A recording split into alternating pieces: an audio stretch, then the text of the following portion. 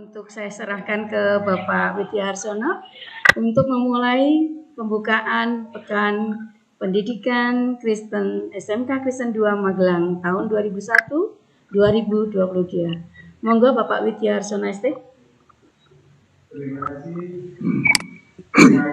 Terima kasih Bu Teresia yang sudah mempersiapkan untuk kegiatan pembukaan Pekan Pendidikan Kristen dan juga Pekan Kemerdekaan. Selamat pagi Bapak Ibu Guru dan para siswa. Selamat pagi. Terima kasih. Pagi ini kita bersama-sama akan memulai rangkaian kegiatan kita yang spesial, yaitu Pekan Pendidikan Kristen tahun 2021 dan juga Pekan Kemerdekaan. Hari ini kita akan awali dengan pembukaan yang nanti akan dilanjutkan dengan sebuah session yang akan dipandu Pak Bambang. Kemudian besok pagi akan diawali dengan renungan seperti biasa, dilanjutkan dengan anak-anak akan menyaksikan detik-detik kemerdekaan dari upacara di Istana Negara. Bisa disaksikan di rumah masing-masing. Hari Rabu akan diawali dengan renungan pagi, dilanjutkan dengan kegiatan lomba-lomba. Hari Rabu itu lomba cipta puisi, kemudian hari Kamisnya lomba poster, kemudian Jumat lomba video kreatif. Untuk mengawali Pekan Pendidikan Kristen dan Pekan Kemerdekaan ini, saya akan menyampaikan beberapa hal terkait apa saja yang menjadi tema kita dalam Pekan Pendidikan Kristen ini.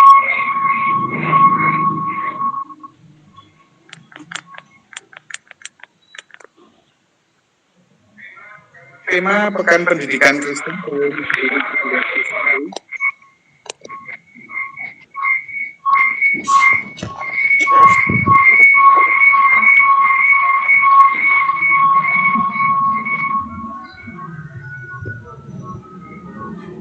yaitu membumi di masa pandemi. Membumi di masa pandemi. Bapak Ibu Guru dan para siswa, setahun yang lalu kita memasuki hal yang luar biasa. Kita terkaget-kaget dengan kondisi adanya sebuah pandemi yang seumur hidup belum pernah kita alami, yaitu pandemi COVID-19 yang melanda negara kita. Saya masih ingat hari itu adalah hari Minggu yang hari Seninnya akan dilaksanakan ujian nasional. Itu harus dihentikan dan mulai hari Seninnya tidak ada kegiatan pembelajaran. Sebelumnya, 2 pekan sebelumnya, tanggal 2 Maret 2020, Presiden Joko Widodo mengumumkan bahwa ada suspek orang yang terinfeksi virus corona pertama di Indonesia yang teridentifikasi. Hari-hari kemudian semakin bertambah, bahkan pada bulan Mei tahun 2021 kemarin ada 4.883 kasus kematian. Dan bulan Juli kemarin mencapai 32.000 kasus kematian. Sungguh ini suatu kenyataan yang menyesakkan hati. Apa yang sesungguhnya terjadi? Bagaimana mungkin ini bisa? Boleh jadi itu karena kita semua tak menduga. Secara tiba-tiba pandemi ini muncul. Yang menjadi pertanyaan, kapan berakhirnya pandemi ini? Ketika awal pandemi banyak yang menduga 3 bulan lagi akan selesai. Ada yang menduga di akhir tahun 2020 akan selesai. Ada yang menduga setelah semua masyarakat menerima vaksin pasti akan selesai. Tapi ternyata sampai hari ini, di bulan Agustus ini, pandemi juga belum berakhir. Bahkan muncul varian-varian baru yang terjadi yang mengkhawatirkan, mulai terjadi sampai pada puncaknya di bulan Juni-Juli kemarin, angka kematian tertinggi. Bagaimana respon kita terhadap pandemi? Ada beragam respon atau tanggapan warga masyarakat dalam menghadapi pandemi ini. Yang pertama, ada yang merespon dengan istilah fobia corona. Adalah respon seorang yang dipicu oleh kekhawatiran yang berlebihan karena takut terpapar. Banyak yang depresi,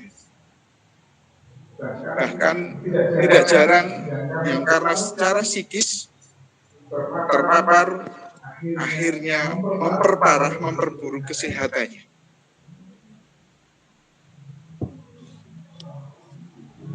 Sehingga mereka kadang-kadang sulit untuk sembuh bila terpapar, atau bahkan yang belum terpapar, mereka merasakan kekhawatiran yang berlebih. Yang kedua adalah skeptis corona. Skeptis ini berarti ragu atau tidak percaya terhadap sesuatu. Respon ini membuat orang ragu-ragu apa sebenarnya corona ini ada atau tidak. Yang ketiga adalah orang yang abai corona. Ini adalah tanggapan seseorang yang ceroboh dalam mengantisipasi paparan COVID, sehingga membuat protokol kesehatan tidak dilakukan. Ini juga tidak bisa disalahkan begitu saja, karena banyak faktor yang membuat orang bisa abai corona. Satu, mungkin karena tidak ada informasi yang benar. Dua, kebosanan. Kita sudah berhari-hari, bahkan setahun lebih, merasakan dampaknya. Sehingga kadang-kadang orang menjadi abai. Respon yang keempat adalah waspada corona. Waspada corona adalah tanggapan seseorang yang realistis dan berhati-hati menghadapi pandemi ini.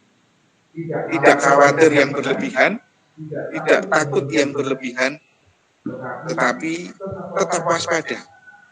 Karena secara ilmiah, secara medis, virus ini ada dan menjangkit dan memiliki dampak buruk bagi kesehatan. Cerminan orang yang waspada corona adalah berhati-hati dengan menerapkan protokol kesehatan. Perlu dicatat, keempat macam respon tersebut tidak statis, melainkan dinamis. Orang berubah-ubah dalam menanggapi adanya pandemi ini. Ada yang dulu skeptis, tiba-tiba menjadi fobia. Ada yang dulu waspada, lama-kelamaan menjadi abai. Demikian sebaliknya, ternyata respon ini pun bersifat dinamis. Itu dialami karena kondisi di masing-masing dalam respon. Setiap hari mungkin berbeda, setiap minggu mungkin berbeda.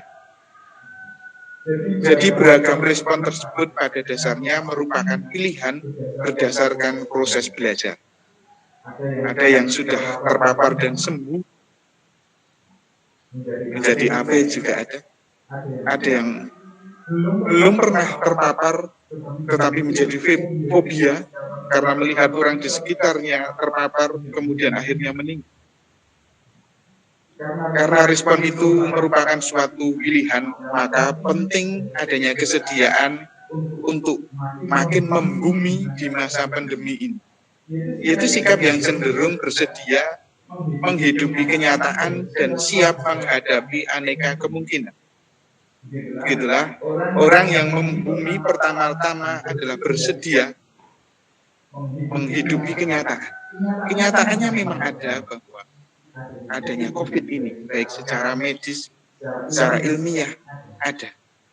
Ia juga tidak melarikan diri dari situasi pandemi ini, melainkan sedapat mungkin ia berusaha mengarahkan diri untuk rela menerima situasi. Ia berusaha memahami dengan hati dan pikiran jernih serta terbuka. Hal ini membuat kita siap menghadapi aneka kemungkinan, sebab kita mengerti bahwa akan banyak kemungkinan yang terjadi pada masa pandemi ini. Kita yang merencanakan segala sesuatu tiba-tiba berubah karena pandemi ini. Ringkasnya adalah alih-alih pesimis, orang yang membumi memilih menghidupi dan menghadapi situasi pandemi secara optimis. Istilah optimis ini berasal dari kata bahasa Latin yang artinya optimum, yang artinya paling baik. Optimis merupakan cara pandang dan sikap hidup yang lebih baik.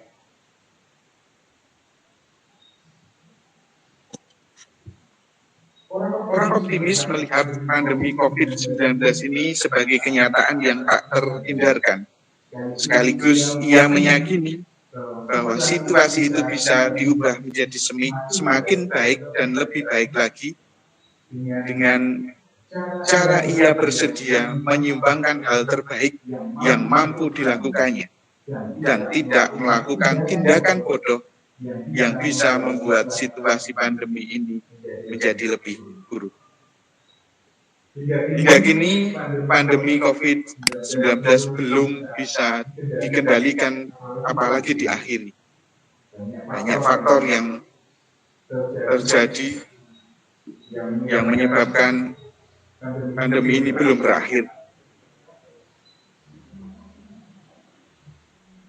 Karenanya, melalui Pekan Pendidikan Kristen tahun 2021 ini, mengangkat sebuah tema, membumi di masa pandemi.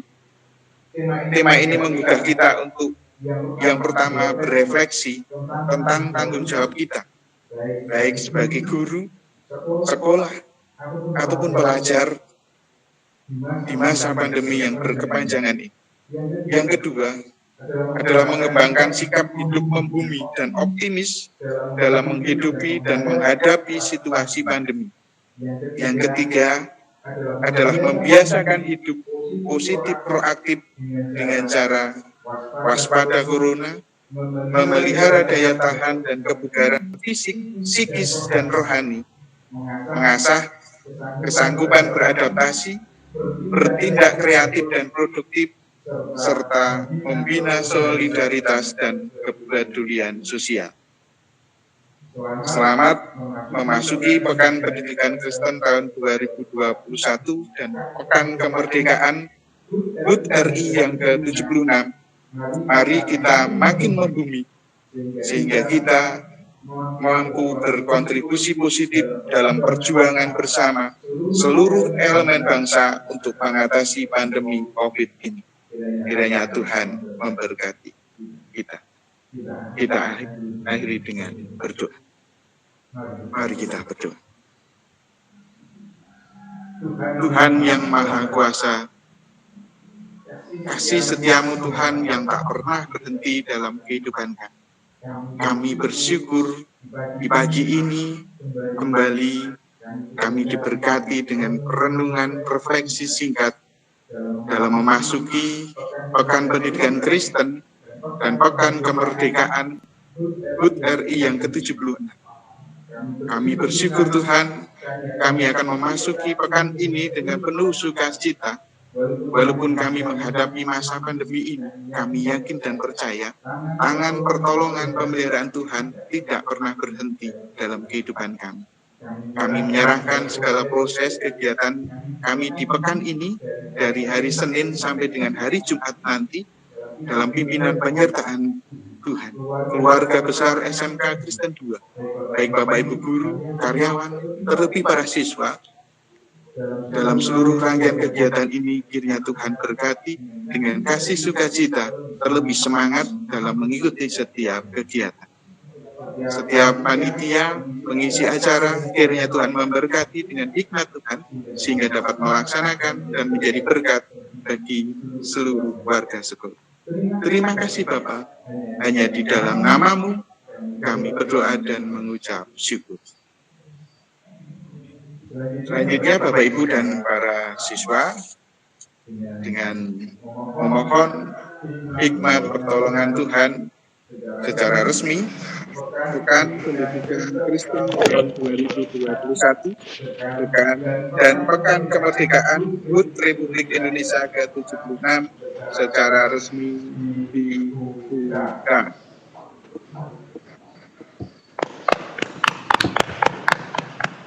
Terima kasih kepada para siswa dan Bapak Ibu guru. Selamat melaksanakan Pekan Pendidikan Kristen selama 5 hari ini. Selamat mengikuti dengan sukacita, ambil bagian di seluruh kegiatan. Jangan lupa nanti ada hadiah menarik yang disiapkan dari sekolah. Terima kasih, selamat beraktivitas, Tuhan memberkati. Baik, terima kasih Bapak Widya Harsono ST. Selanjutnya adalah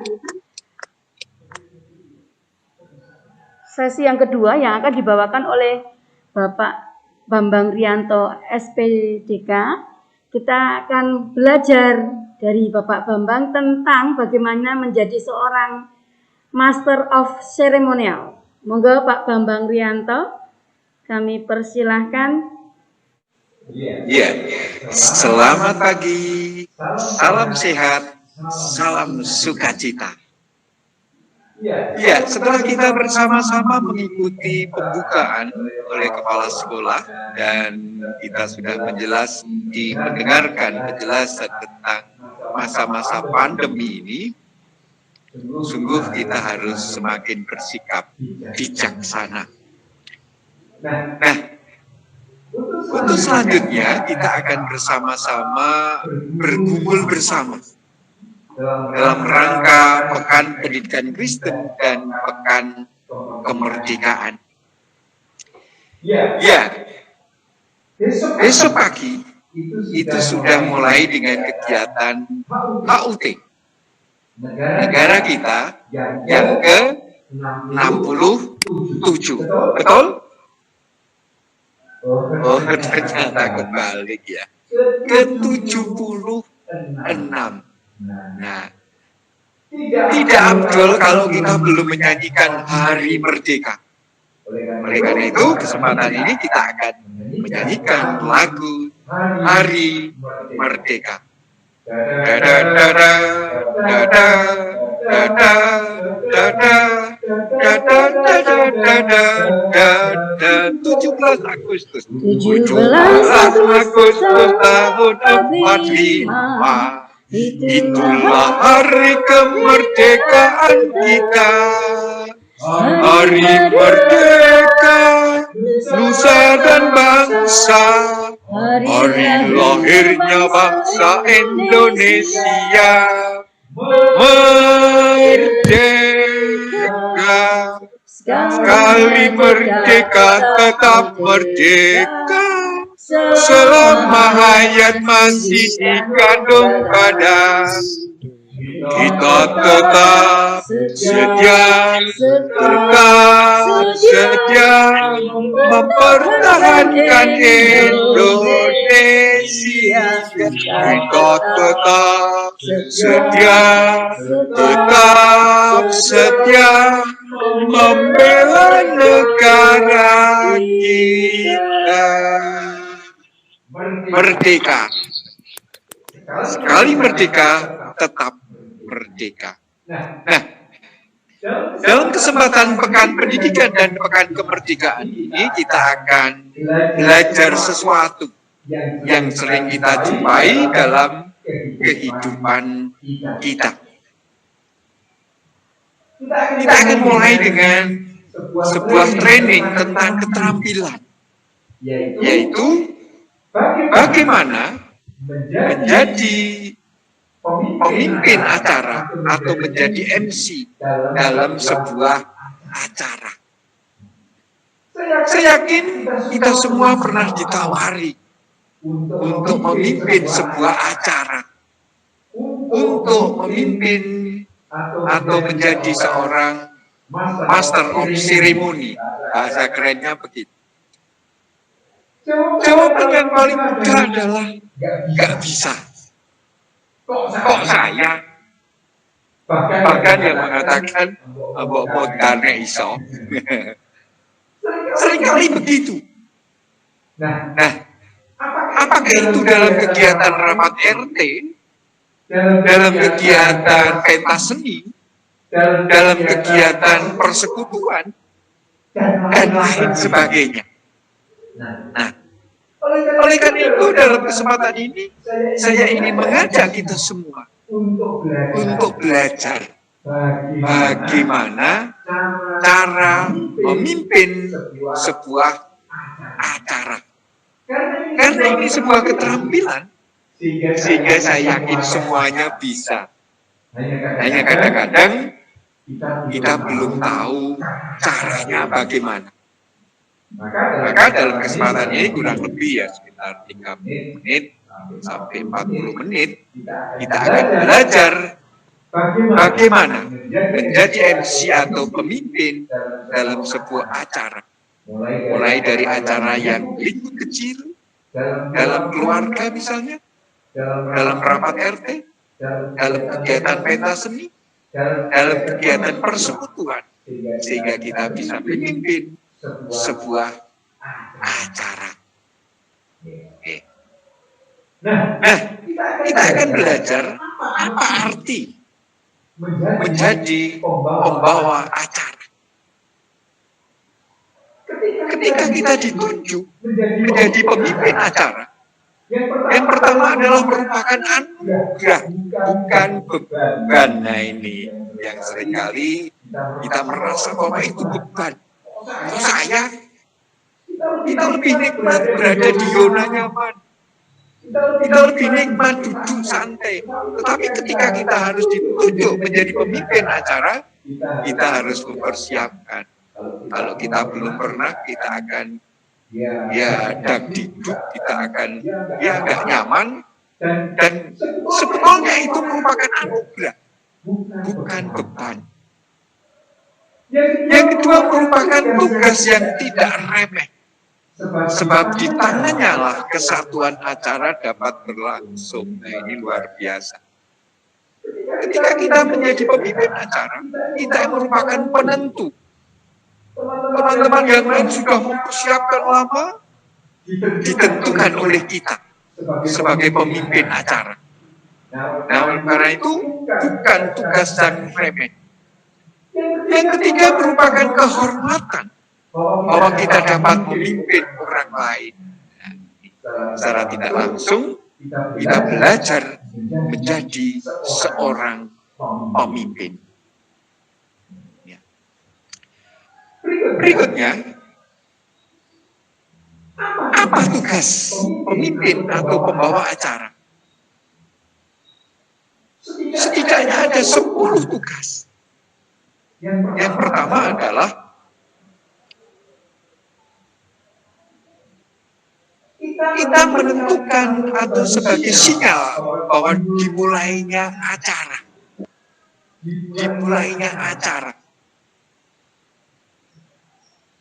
Dan yang kedua adalah kita menyapa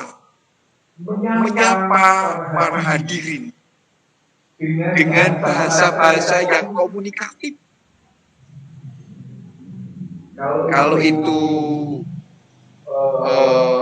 lingkupnya kecil, nah ketika kita mengucapkan salam, salam, sapaan, cukup dengan bahasa yang cukup didengar. Tetapi ketika yang kita hadapi itu banyak orang, nah, kalimat yang harus kita sampaikan, nada di belakang itu harus kita buat naik.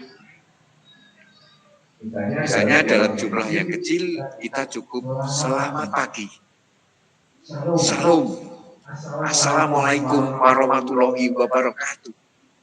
Tetapi ketika kita menyapa dengan jumlah yang banyak, kita harus dengan bahasa. Bagian kalimat belakang itu kita angkat. Selamat pagi. Itu kalau jumlah sedikit.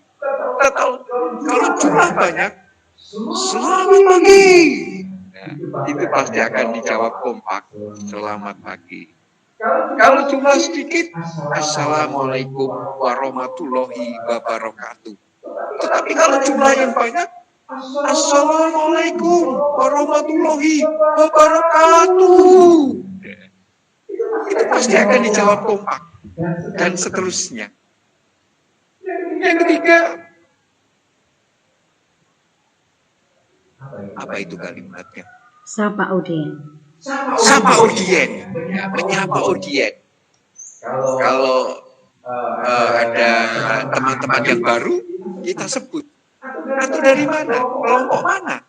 Nah, kita sebut. Kalau kita bisa menyebut satu persatu, audien itu akan sangat senang. Kemudian, kenalkan diri. Ya, paling tidak, Anda mengenalkan diri. Ya. Saya Bambang Rianto dari SMK Kristen 2. Bersyukur kesempatan ini saya diberi kesempatan untuk memimpin acara ini. Ya, luar biasa dan seterusnya. Kemudian ingatkan acara. Kenali apa acaranya. Ketika acara itu malam tirakatan 17 Agustus. Ya, kita kenalkan acara itu. Jangan sampai kita tidak mengerti ini acara apa lagi. Nah, kenali acaranya. Kemudian yang keenam, susunan acara. Ya, susunan acara mulai dari pembukaan, sambutan, kemudian acara inti, ya, lain-lain penutup dan seterusnya. Kemudian kenalkan pengisi acara. Ketika acara itu adalah acara ceramah, atau acara pengajian, atau acara persekutuan, kita harus mengenali siapa yang akan membawakan acara, yang akan memberikan tausiah, yang akan memimpin acara persekutuan, dan lain sebagainya. Kemudian bridging, menjembatani, ya, dari panitia, audien, sehingga terjadi komunikasi yang baik. Dan kemudian terima kasih dan menutup acara. Nah, itu adalah tugas-tugas seorang Master of Ceremony atau pemimpin acara. Kemudian kesulitan yang sering dihadapi, ya, kesulitan yang sering dihadapi, apalagi kalau itu belum terbiasa. Nah, kesulitan yang sering kita hadapi adalah yang pertama adalah kita malu. Di sini belum pernah, belum tahu, kita mesti kadang gemetar, nggak bisa tidur. Nah, itu adalah sesuatu yang biasa untuk memulai sesuatu yang baru. Yang kedua, kita sering merasa rendah diri, minder. Ya. Apalagi kita harus menghadapi orang-orang yang belum pernah kita jumpai selama ini. Atau orang satu kampung, atau orang satu sekolah. Atau kita harus berhadapan dengan Bapak Ibu guru dan teman-teman yang lain dan sebagainya. Seringkali kita minder. Yang ketiga, perbendaharaan bahasa yang belum memadai, pas-pasan, nggak bisa ngomong banyak. Nah, itu seringkali sesuatu yang kita hadapi. Dan itu bisa kita atasi dengan cara belajar. Yang keempat, seringkali tidak sukacita karena terpaksa melakukan, sehingga kita tidak rela, tidak sukacita. Yang kelima, demam panggung karena kurang latihan. Hal itu yang sering kita hadapi ketika kita harus berhadapan dengan banyak orang di sekitar kita. Nah, berikut ini akan saya sampaikan teknik-teknik praktis yang bisa kita laksanakan. Nah, yang pertama, berpakaian sopan, bersih dan teratur. Tidak harus mahal. Yang jelas, pakaian yang teratur dan disesuaikan dengan acara. Kalau acara itu formal, ya kita kenakan pakaian yang formal. Apakah itu acaranya? Kalau itu acara santai, misalnya kegiatan jalan santai, ya kita harus sesuaikan. Olahraga yang mengenakan training atau kaos. Kalau acara formal, ya setidaknya mengenakan hem atau pakaian batik dan seterusnya. Yang kedua, awal pembicaraan, tenangkan diri Anda. Nah, biasanya untuk mengawali itu kita merasa kurang percaya diri. Tenangkan diri Anda. Nah, caranya adalah ketika sebelum mulai, kalau di situ ada tembok, sandarkan kita di tembok. Kemudian kita menarik napas panjang-panjang. Tarik napas, keluarkan. Tarik napas, keluarkan. Nah, itu bisa membantu untuk menenangkan diri. Ucapkan salam. Ya. Apakah itu selamat pagi, selamat sore, assalamualaikum, shalom, selamat malam. Nah, itu sesuai dengan situasi audien yang ada. Seperti di awal tadi sudah saya sampaikan. Kalimat untuk orang sedikit dengan kalimat orang banyak, salam yang kita ucapkan nadanya berbeda. Bangkitkan minat hadirin dengan cara ya misalnya, atau cerita singkat, atau menyapa, ya. Biasanya menggunakan ya. SMK Krisdo luar biasa, tepuk tangan. Dan itu adalah untuk membangkitkan semangat hadirin. Kemudian komunikasi mata. Nah, komunikasi mata. Setiap kali kita berbicara, usahakan untuk menatap mata. Nah, teknisnya adalah ketika itu orang banyak, jangan menatap bagian mata, tetapi lihatlah ujung rambut ini ya, ujung rambutnya, dilihat ujung rambutnya, supaya kita tidak ada tatapan mata. Ketika kita melihat mata, menatap mata, kita kadang-kadang dulu aku kabeh gitu.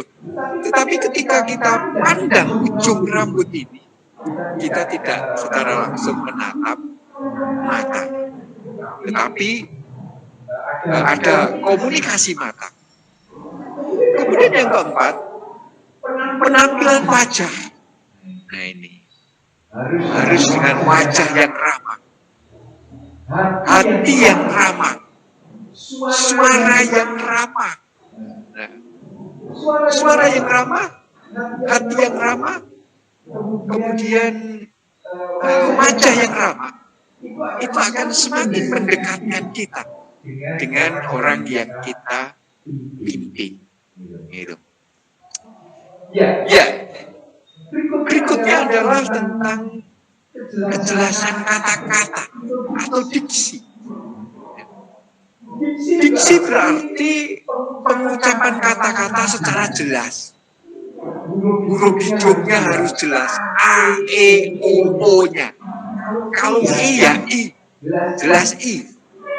Kalau A ya ada A, O, A, I, U, O, ya jelas. Ini mudah didengar, sesuai dengan isi yang terkandung. Khususnya ketika kita harus kita perhatikan bila kita membaca ayat, ya. Menyitir ayat dari ayat mana dan seterusnya, menyebut nama orang, tempat dan keterangan. Orang akan senang jika namanya itu disebut dengan senang, dengan tepat, dengan benar. Ya. Ketika kita menyebut misalnya, selamat datang Bapak Bambang Rianto, itu senang Pak Bambang. Tetapi kalau kita menyebut selamat datang Bapak Bambang Arianto, padahal namanya Rianto. Nah, dengan bahasa yang tepat, dengan kalimat yang tepat, ya, menyebut keterangan, atau mengutip ucapan-ucapan orang lain. Misalnya kita mengutip ungkapan Bung Karno, bangsa yang besar adalah bangsa yang menghargai para pahlawannya. Nah itu dikutip dengan gaya Soekarno yang tepat, sehingga itu akan memberi bobot yang lebih. Itu tentang diksi, kejelasan kata-kata. Kemudian intonasi atau alunan suara. Nah, intonasi atau alunan suara ya meliputi cepat lambatnya berbicara, ya. Cepat lambatnya berbicara, tinggi rendahnya suara, dan keras lembutnya suara. Ketika harus dengan nada tinggi, ya nada tinggi. Ketika harus lembut, ya. Misalnya sebagai contoh, saudara-saudara, sebelum kita mendengarkan sambutan dari Bapak Ketua RT, kita akan mendengarkan penampilan dari adik-adik kita remaja. Selamat menyaksikan. Kita berikan tepuk tangan. Ya. Itu dengan intonasi nada suara yang dapat menggugah para pendengar. Kemudian yang kedua, perlulah kita memvariasi suara agar kalimat-kalimat kita mempunyai pengaruh yang menggugah hati, pikiran pendengar. Kadang-kadang lembut, kadang-kadang keras, kadang-kadang harus mendesak dan lain sebagainya. Ya. Yang berikutnya adalah gerakan tubuh. Nah, gerakan tubuh ini penting ini, karena gerakan gerak-gerik anggota tubuh badan kita memperkuat perkataan dan menambah daya tarik berbicara. Nah, beberapa hal harus kita perhatikan. Ya. Bersikap rileks tidak tegang dan kaku. Nah, namun biasanya kalau ini biasa, ya kadang-kadang agak kaku. Tidak apa-apa untuk mengawali, tidak masalah. Tetapi cobalah berdiri tegap, bertumpu pada dua kaki. Jangan sampai bersandar pada satu kaki. Atau dengan berdiri sambil bersandar. Nah, bersikap rileks, tidak tegang dan kaku. Yang kedua, tidak takut dan malu. Melakukan gerakan menunjukkan kesungguhan. Kalau memang harus dengan gerakan, lakukan. Nah, ketika kita tidak malu untuk melakukan gerakan, itu menunjukkan bahwa kita itu bersungguh-sungguh. Kemudian gerakan dilakukan bervariasi dan jangan berlebihan. Ya, bervariasi, kadang-kadang begini, kadang begitu, kadang-kadang mengepalkan tangan, kadang-kadang, dan itu bervariasi dan tidak berlebihan. Jangan melakukan gerakan yang tidak penting. Misalnya garuk-garuk, memegang ujung baju, tangannya dimasukkan saku. Nah, ini gerakan-gerakan yang tidak perlu ketika kita sedang berbicara di hadapan orang lain. Nah, itu teori singkat. Nah, akhirnya yang harus diperhatikan oleh kita ketika kita diminta untuk memimpin sebuah acara, mulailah tepat waktu. Nah, jangan padamkan hadirin karena harus menunggu lama, menunda-nunda dan sebagainya. Kenali tema dan acara dan pembicara jika ada. Acaranya adalah rapat RT, nanti akan dipimpin oleh ketua RT. Acaranya adalah persekutuan. Pembicaranya adalah Bapak Adi Kristianto misalnya. Acaranya adalah pengajian yang nanti akan dibimbing oleh Ustadz Januar dan sebagainya. Kenali pembicara jika ada. Perhatikan kawan-kawan baru. Nah, misalnya yang hadir saat itu ada teman-teman yang lama tidak bertemu. Sapa. Kemudian kenali kawan-kawan yang baru. Dari kelompok mana, dari grup mana, dari orang-orang di sekitar kita yang belum dikenal. Itu kenalkan. Dan akhiri juga tepat waktu. Nah, itulah beberapa teori secara singkat bagaimana kita harus berhadapan, bagaimana kita harus memimpin orang lain, atau ketika kita diserai tugas untuk menjadi pemimpin dalam sebuah acara. Mulai dari lingkup kecil, misalnya pertemuan keluarga, pertemuan RT, pertemuan di kelas, pertemuan di sekolah, pertemuan di masyarakat, atau pertemuan remaja yang ada di sekitar kita. Ya, saya kira itu yang bisa saya sampaikan. Saya yakin banyak kekurangannya. Anda harus berani mencoba. Katakan ya. Walaupun kita harus belajar. Kiranya Tuhan menolong dan memampukan kita. Terima kasih. God bless you. Tuhan memberkati kita semua. Terima kasih. Salam sehat. Salam sukacita. Salam merdeka.